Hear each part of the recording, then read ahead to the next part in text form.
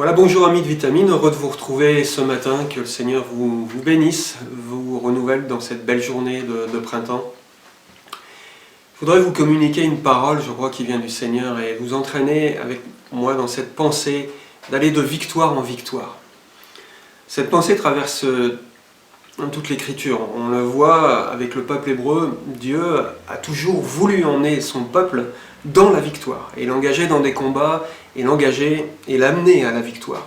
On verra, je vais traiter ça dans les mardis qui vont suivre, toute cette idée de victoire. On verra que la victoire ne vient pas comme ça par hasard, mais qu'il y a des stratégies, il y a une préparation, il y a vraiment des règles de combat et il y a des notions de puissance, etc. Et on verra qu'il y a un bel enseignement dans la parole qui nous permet de nous amener dans un processus de victoire, de belles victoires, et pour nous-mêmes, et pour notre famille, et pour voilà, même une église tout entière, aller de victoire et de progrès en progrès. Donc j'échangerai avec vous sur ce sujet de la victoire. Avant toute chose, avant de rentrer dans cette idée de victoire et de combat, on n'envoie pas au front un homme ou une femme blessé, ou chargé de boulets, ou traînant des boulets aux pieds. Elle sera absolument vulnérable et elle sera absolument donc inefficace sur le terrain. En tout cas, une personne blessée sur un champ de bataille, on l'évacue plutôt qu'on l'envoie au front directement. On l'évacue et on la soigne. Donc avant de rentrer dans cette perspective et de voir les règles de la victoire, avant toute chose, il faut que vous soyez guéris. Absolument, il faut que vous soyez guéris. Et ça part d'une décision aussi, je pense. J'aime cette chanson de Jean-Jacques Goldman qui nous dit et qui parle et qui met cette idée en avant qu'un matin, c'est comme une argile au creux de nos mains. On décide quelque part de ce qu'on va en faire.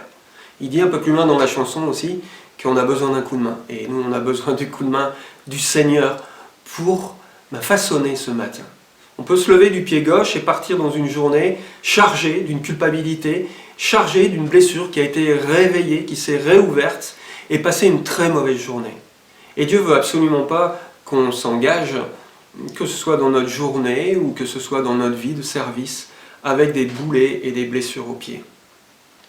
L'apôtre Paul, par exemple, qui avait certainement de la violence en lui et le péché qui avait pris racine en lui et force au point de persécuter et de tuer des chrétiens, est passé du jour au lendemain à un statut de persécuteur, de meurtrier, à un statut de serviteur et d'instrument entre les mains de Dieu. Il a été éclairé par une belle journée remplie de soleil, et je vous souhaite une journée pleine de soleil, remplie de soleil, une belle journée printanière où vous puissiez rencontrer et écouter le Seigneur, recevoir ses instructions et mettre un baume sur votre cœur. On ne peut pas continuer une vie de chrétien en ressassant sans cesse le passé. On ne peut pas avoir un bon service en ressassant sans cesse notre passé et en s'auto-culpabilisant. Paul s'est libéré de ce poids, et Jésus l'a libéré de ce poids. David a été libéré aussi de ce poids. C'était un homme adultère et meurtrier aussi. David est passé par cette phase aussi où c'était pesant pour lui. Il a tout de suite compris qu'il fallait qu'il se libère rapidement. Et il n'y avait que Dieu qui pouvait le faire. Encore une fois, que Dieu vous libère. Acceptez la grâce en Jésus-Christ. Si vous avez été blessé par le passé, et que ce n'est pas votre péché qui a été source d'inconfort et de mal-être, mais que c'est au contraire le péché des autres qui vous a blessé. Vous avez peut-être même été blessé en profondeur, ou même peut-être des gens autour de vous. Et bien là aussi, Jésus vous amène à la guérison. Encore une fois, on ne peut pas servir pleinement quand on est blessé. Et laissez Jésus poser un baume sur votre cœur. Je vous le souhaite. Commencez cette journée, cette argile au creux de vos mains, et bien qu'il soit façonné et placé entre les mains du Seigneur. Et qu'il place un baume sur votre cœur et que vous puissiez être guéri. C'est une décision. Que cette journée, que ce mardi, soit le jour où Jésus est entré dans votre cœur et il a déposé un baume et entamé un processus de guérison. On voit très bien cet esprit dans la parabole du bon samaritain. Donc, bien sûr, c'est Jésus qui est représenté au travers du bon samaritain et de son action de guérison, de prendre soin. On voit que ce bon samaritain va prendre soin de cet homme blessé. Et cet homme blessé, c'est peut-être vous.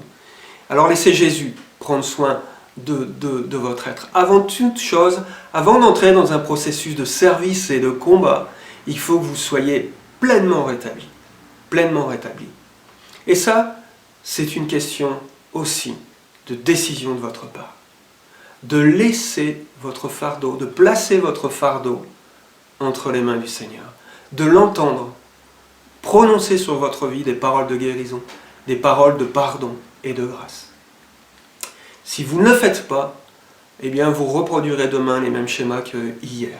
Et vous resterez dans ce cycle infernal de l'autoculpabilité, de l'automutilation, de réouvrir sans cesse les blessures du passé, de cultiver les blessures du passé sans cesse, sans cesse.